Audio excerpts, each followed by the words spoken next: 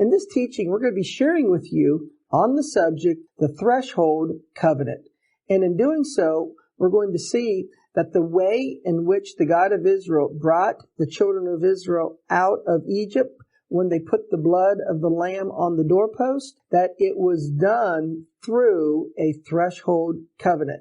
Now, originally a threshold covenant was associated with an individual's household, that when they came and they visited the household, when they came through the door, they crossed over the threshold of the door. And when you formally made a covenant with the person that you were inviting into your house who would cross the threshold, that there would be a slaying of an animal, and then there would be a covenant meal inside the house. And so this was the primitive form of a threshold covenant. And then the concept of a threshold covenant that applied to an individual household was later extended to the community. And in the community form of a threshold covenant, it was represented by a temple that got built for that community,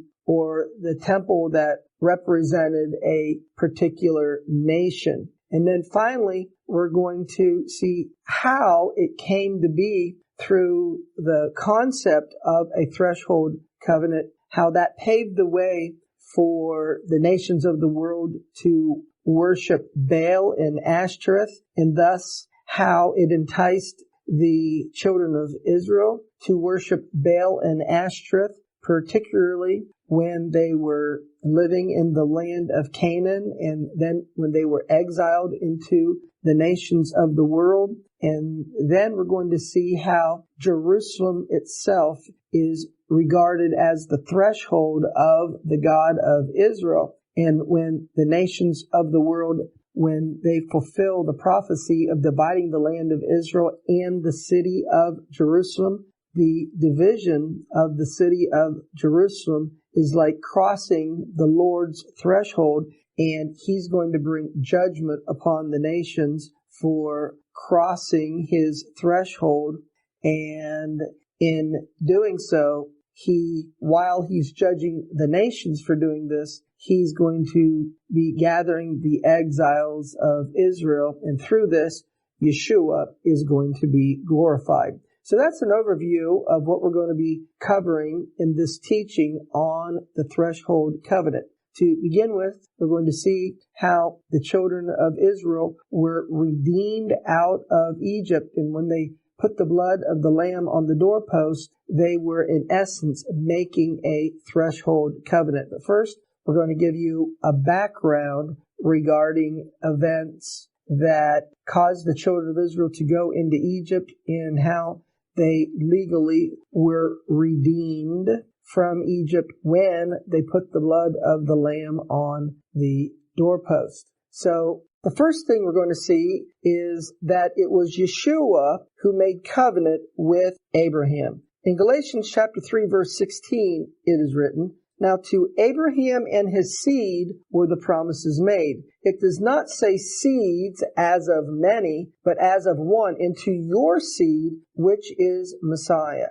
So here in Galatians chapter 3, verse 16, Paul is quoting from Genesis chapter 17, verse 7, which says, "And I will establish my covenant between me and you and your seed after you in their generations for an everlasting covenant, to be a God unto you, and to your seed after you." So Paul's making a point that Genesis 17:7 doesn't say seeds plural, but seed singular, and to your seed, the interpretation being Messiah. And then he goes on to say in Galatians chapter 3, verse 29, that if you are Messiahs, if you believe that Yeshua is the Messiah, then are you, through covenant, Abraham's seed and an heir according to the promises that was made to and with Abraham.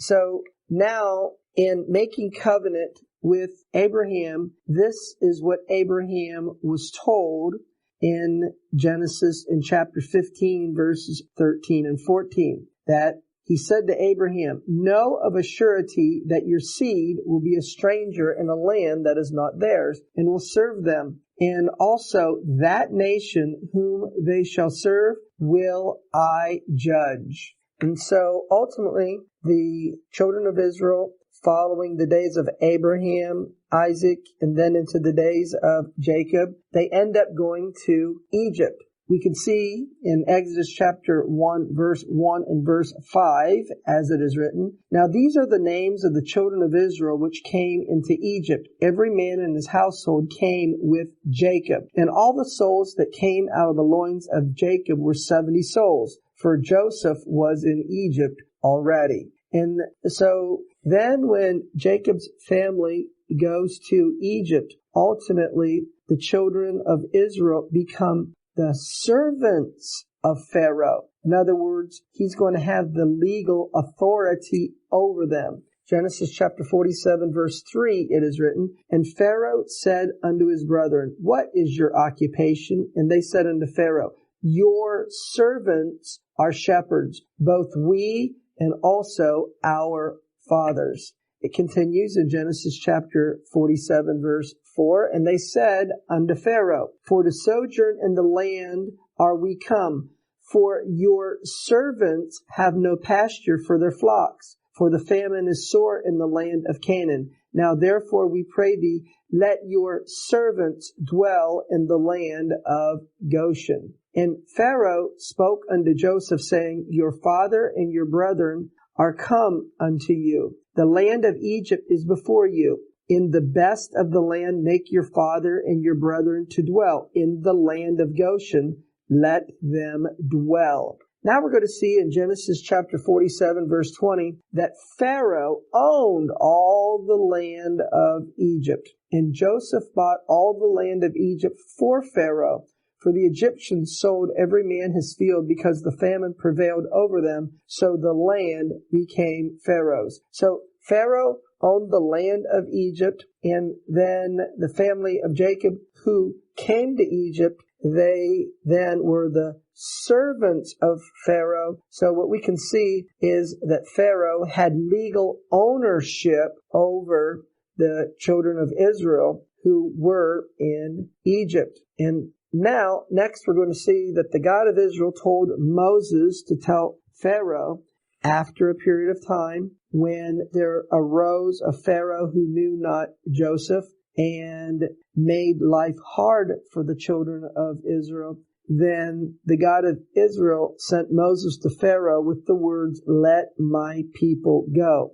In Exodus chapter 9, verse 1, it is written, then the Lord said to Moses, go in unto Pharaoh and tell him, thus says the Lord God of the Hebrews, let my people go, that they may serve me. So the question is, how will the God of Israel free his people from Pharaoh's authority, and how will he do it legally?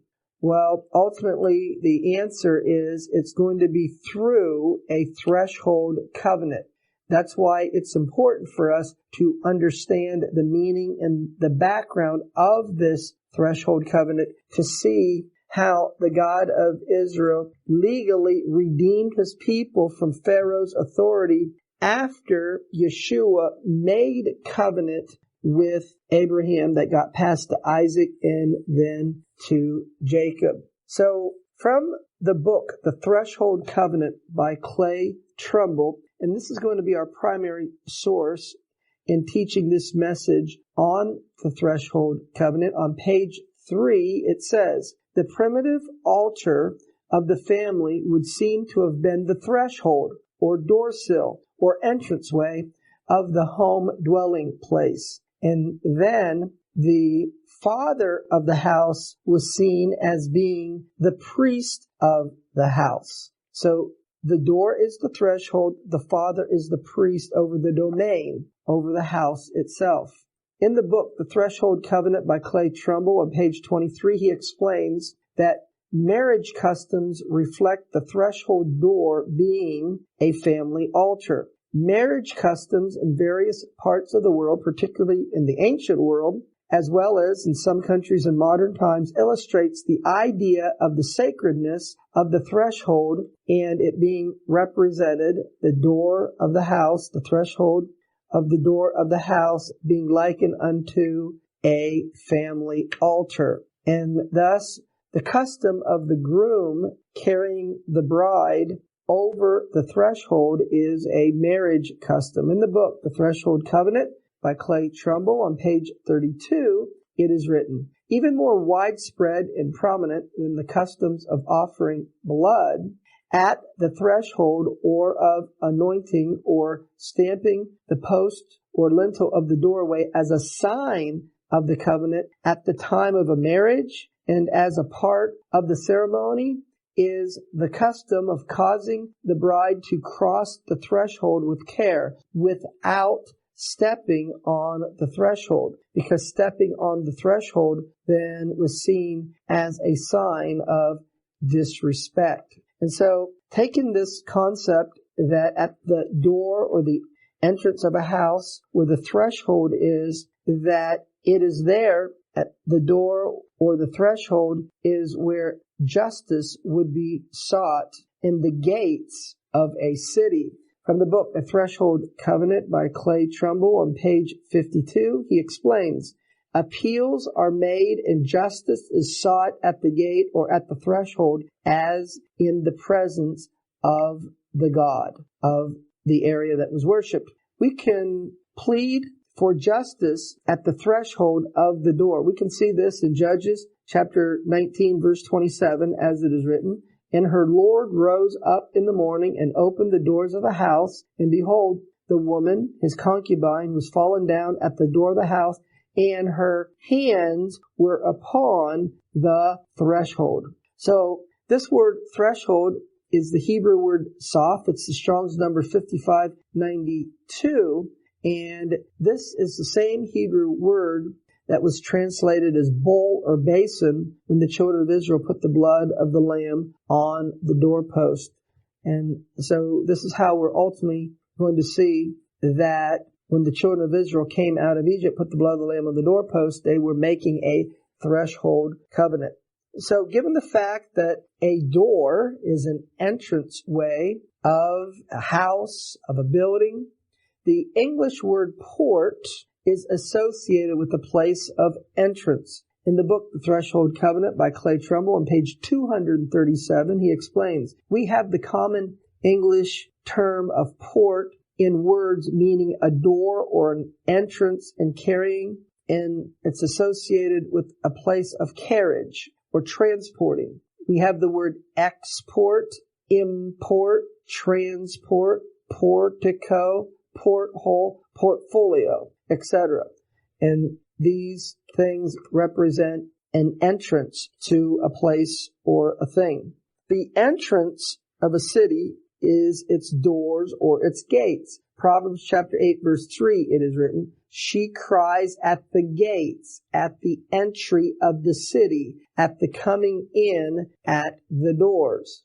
Those who follow Yeshua's commandments, who keeps his Torah, we're told in Revelation chapter 22 verse 14, can enter in through the gates of the New Jerusalem, as it is written, blessed are they that do his commandments or follow his Torah, that they might have right to the tree of life and enter in through the gates into the city, that is, the New Jerusalem.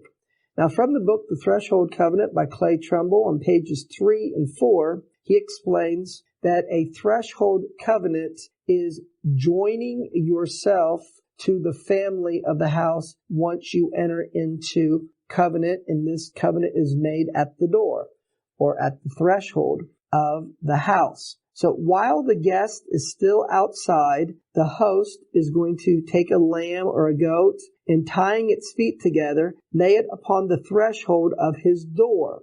Resting his left knee upon the bound victim, the host holds its head by his left hand, while with his right hand he cuts its throat. He retains his position until all the blood has flowed from the body upon the threshold. Then the victim is removed and the guest steps over the blood across the threshold And in this act, he becomes, as it were, a member of the family by the threshold covenant. And so through the threshold covenant is the way legally that ownership is going to be declared, that it's going from Pharaoh to the God of Israel, who gave the instruction to put the blood of the lamb upon the doorpost.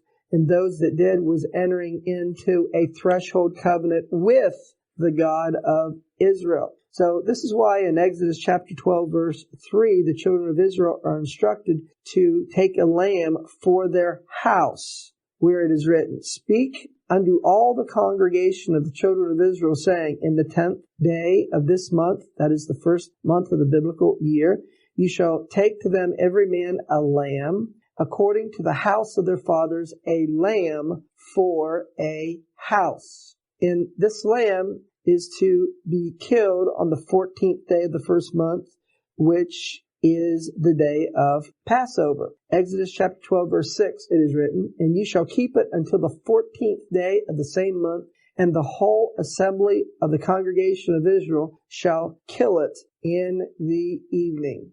From the book, The Threshold Covenant by Clay Trumbull, on page 198, he explains that the threshold covenant welcomed the God of the house into the house, and in this case, with the children of Israel, welcomed the God of Israel into their houses. The primitive Passover sacrifice was an offering of blood by the head of the household on the threshold of his home, as a sign or a token of his welcome to the guest who would cross over that blood and thereby become one with the family within.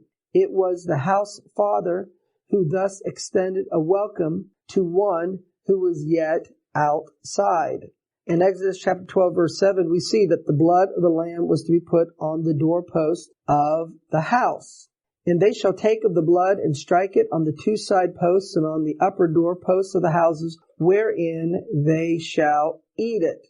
And then in Exodus chapter 12, verse 22, the blood of the lamb was put on the threshold of the door, as we can see. Exodus chapter 12, verse 22, it is written, "And you shall take a bunch of hyssop and dip it in the blood that is in the basin, and strike the lintel on the two side posts with the blood that is in the basin." So this word basin is the Strong's number 5592. It's the Hebrew word soph. And this is also the same Hebrew word that is translated in other verses of the Bible as threshold. And so dip it in the blood that is in the threshold. And then following the sacrifice of the animal and putting its blood on the doorpost and on the threshold of your door, and entering into this threshold covenant between the guest and the father of the house and with the inhabitants of the house themselves, that then a threshold covenant meal would be eaten in the house. From the book, The Threshold Covenant by Clay Trumbull, on page 4, he writes, "The flesh of the slaughtering animal is used for the meal of the guest in whose honor it was sacrificed." In Exodus chapter 12, verses 8 through 10, we're told that the entire lamb must be eaten. "And they shall eat the flesh, his head with his legs and with the purtenance thereof, and you shall let nothing of it remain until the morning, and that which remains of it until the morning you shall burn with fire." When crossing the threshold, you have a covenant meal. And this is the background in understanding Yeshua's words from Revelation in chapter 3, verse 20, when he says, "I stand at the door and knock." And so he's the guest outside, and you're to invite him into your house. When you invite him into your house, he's going to cross the threshold. You're going to have a covenant relationship then with him, and then you're going to share a meal. That's why Yeshua said, "If any man hear my voice or invite me into your house and opens the door, I will come into him and I will sup with him and he with me." We will enter into a covenant relationship. From the book, The Threshold Covenant by Clay Trumbull, on page 51, he explains that The blood on the threshold is a sign of a covenant with the God of the house. He explains, blood on the threshold of the building in the foundation stones of the structure is shown to have been deemed an essential factor in a covenant with or in propitiation of the God of that house. From the book, The Threshold Covenant by Clay Tremble on page 188, he explains that a house marked with the tokens of the threshold covenant invited the God of the house into the house. When he comes to a house marked by tokens of the welcoming covenant, the sovereign will covenant cross that threshold and enter the home as a guest or as a member of the family. So now we're going to see that the blood of the lamb is a sign of the threshold covenant. Exodus chapter 12, verse 13. And the blood shall be to you for a token upon the houses where you are. And when I see the blood, I will pass over you, and the plague shall not be upon you to destroy you when I smite the land of Egypt. From the book, The Threshold Covenant by Clay Trumbull on page 60, he explains that marking houses with the tokens of a threshold covenant. Because the threshold of the doorway is the primitive altar of the household, the doorway itself is, as it were, a framework above that altar, and the side posts are lintel of the doorway, fittingly bear tokens or inscriptions in testimony to the sacredness of the passage into the home sanctuary. It would seem that originally the blood poured out in sacrifice on the threshold was made use of for marking the doorposts and lintel with proofs of the covenant entered in between the incomer and the host, and that afterward other symbols of life and appropriate inscriptions were substituted for the blood itself. And so this is the background by which in the book, The Threshold Covenant by Clay Trumbull, he explains on pages 62 and 63 that the words of Torah are to be upon the doorposts of the house of a believer in the God of Israel. The Hebrews were commanded to dedicate their doorways to the one living God. It is said of the words of the covenant of God with his people as recorded in Deuteronomy chapter 6 verses 4 through 9 and then chapter 11 verses 13 through 21, that you shall write them upon the doorposts of your house and upon your gates. And so today, this commandment is fulfilled by putting what is known as a mezuzah on the door of your house. And so a mezuzah is a small rectangular container which is attached to the right-hand doorpost of a house of a believer in the God of Israel who follows his Torah. And the traditional mezuzah has a large Hebrew letter shin displayed on its front. This comes from the book in his own words by Grant Luton on page 210. In the same book, he explains that the mezuzah is going to contain the Hebrew letters that represents the Hebrew word Shaddai. Printed on the back of the mezuzah scroll are the letters Shin, Dalet, and Yod. The letters are the initials for the Hebrew words Shomer. So we got the Shin from Shomer, which means to guard, and then Dodot, which is doors, and then Israel. And Dodot begins with the Hebrew letter Dalet, and Israel begins with the Hebrew letter Yod. So we take the first letter of these three words in Hebrew, which means guardians of the doors of Israel, and it means or it represents Shaddai, which is one of the names of the God of Israel.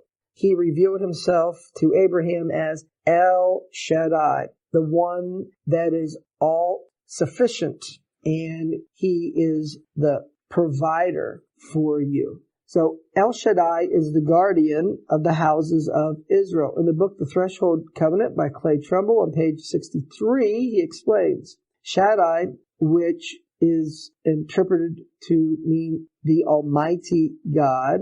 This name stands for the guardian of the dwellings or the houses of Israel, whose protection is thus invoked upon the primitive altar of the household on the threshold of the entrance way. So from these things, in the book The Threshold Covenant by Clay Trumbull on pages 185 and 186, we can see then how Passover then was a threshold covenant.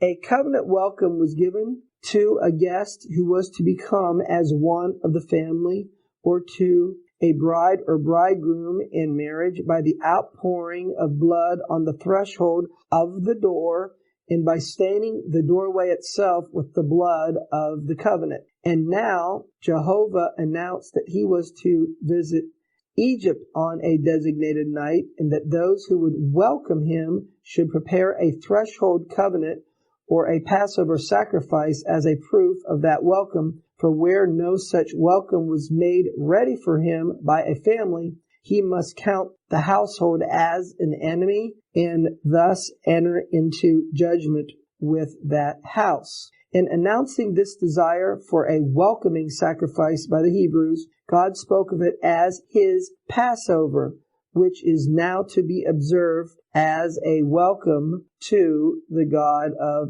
Israel. Continuing on, and in the book, The Threshold Covenant by Clay Trumbull on page 187, he explains that blood upon the threshold door represents a covenant. In that welcome with blood, there was a covenant protection from Jehovah as he came into Egypt to execute judgment on his enemies. The Egyptians had already refused him allegiance and put themselves in open defiance of his authority. They were now to be visited in judgment, but in order to the distinguishing of the Lord's people from his enemies, the Hebrews were to prepare a blood welcome at their doorway, and the Lord would honor this welcome by covenanting with those who would do it. So then we can see in Exodus chapter 12, verse 11, this is called Yahweh's Passover. And thus you shall eat it with your loins girded, your shoes on your feet, and your staff in your hand, and you shall eat it in haste. It is the Lord's Passover. From the book, The Threshold Covenant by Clay Trumbull on page 191, he explains that no blood upon the threshold meant you did not welcome the God of Israel into your house, and thus judgment was going to come upon that house. And so it explains in the book, Jehovah did not merely spare his people when he visited judgment on the Egyptians. He covenanted anew with them by passing over or crossing over the blood-stained threshold into their homes, while his messenger of death went into the houses of the Lord's enemies and claimed the firstborn as belonging to Jehovah. So we can see the application, how no blood upon the threshold meant judgment was going to be upon that house from Exodus chapter 12, verse 12, as it is written, For I will pass through the land of Egypt this night, and will smite all the firstborn in the land of Egypt, both man and beast. And against all the gods of Egypt I will execute judgment. I am the Lord.